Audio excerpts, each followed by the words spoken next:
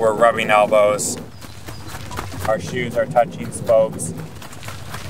The peloton is quite compact. Riders are cussing at each other.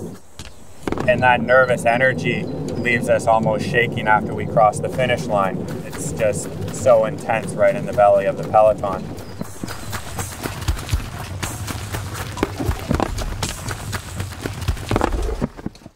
The 11th stage of this Giro d'Italia, Assisi to Montecatini, is going to be the longest stage of the Giro.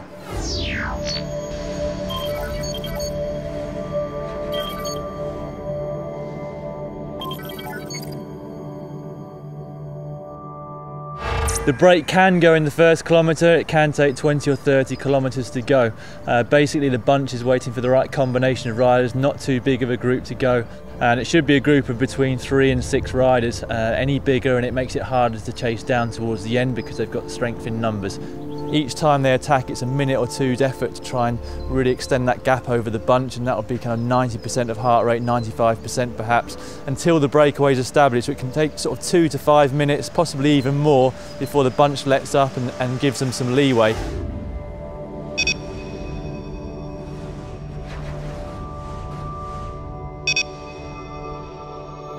The peloton behind will pretty much come to a stop. Once they've decided that's the breakaway of the day, they'll let that gap go right up. So they'll time things using the earpieces from their directors. They'll get the time gaps to this breakaway, and they'll time it so that they catch them within the last 10 Ks, because if they catch them 30, 40 kilometres out, then that will spark new attacks from fresh legs and fresh riders and possibly bigger groups. So although it looks like it's by chance that they catch them towards the end, it's actually very well calculated. On the flat stages like today, the more riders you've got in the breakaway, the more rest you get. The extreme of this, I guess, is the solo breakaway. If you're out there on your own, it's just you pushing into the wind, got no help from anybody else, no respite. At the other end of it, you have a group of 8 to 10 riders. You can have a double pace line rotating at the front, taking turns to push into the wind and keep the speed high.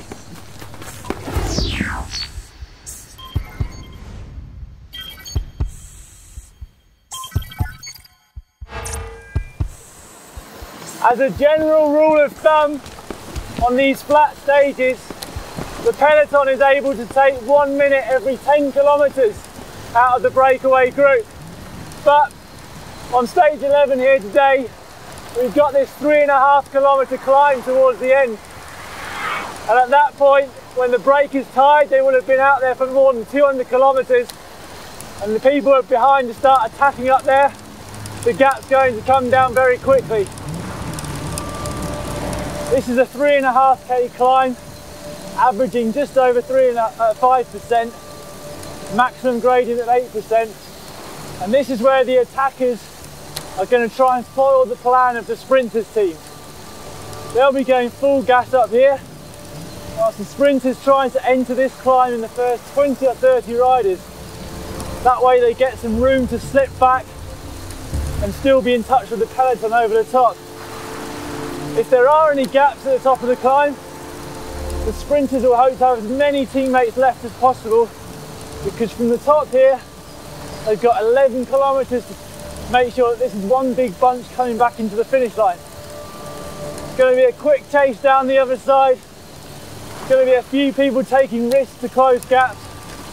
And it's going to be touch and go, whether it's a bunch sprint or whether the attackers can stay away.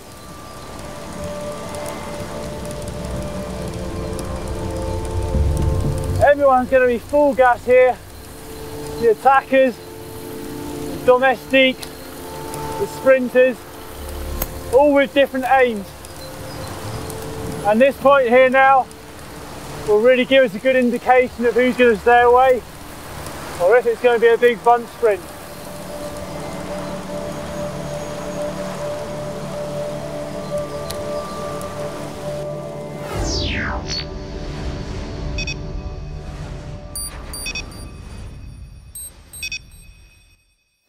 Here we are approaching the 10k to go sign. The speed is going up, and from here to the finish it will always increase slightly. It will be a battle. The speed will be 60, 65 km/h average. Coming into the final, the sprinters will be ditching any excess weight. That means water bottles in the last 5Ks. If it's been raining, they'll have taken them off with 20Ks to go, and they'll give their rain capes to the teammates to either put in their pocket or take back to the team car. As we're coming into town, here we've got around about 2 kilometers to the finish. This is where the race is decided, where you see if the teammates have done a good work in positioning and if the sprinter has the legs to win.